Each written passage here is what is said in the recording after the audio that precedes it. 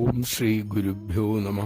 അമ്മ അമേരിക്കയിലെത്തിയപ്പോൾ സഹോദരന്മാരിൽ ഒരാൾക്ക് അമ്മയെ കാണാൻ ആഗ്രഹം. ഇരുവരും അമ്മയെ ദർശിച്ചു. ഒരാൾക്ക് അമ്മയോട് ജീവനായി, മറ്റേയാൾക്ക് അത്ര താല്പര്യവുമായില്ല.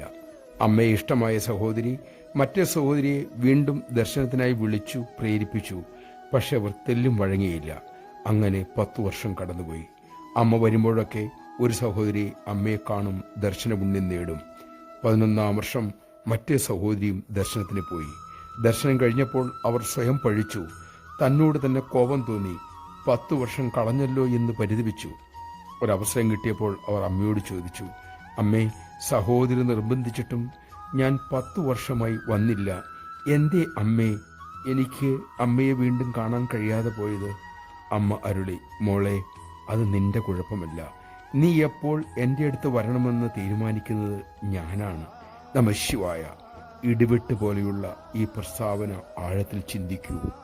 നമുക്ക് കൂടെ കൂടെ ലഭിക്കുന്ന ദർശനത്തിൻ്റെ രഹസ്യവും മനസ്സിലാക്കുക.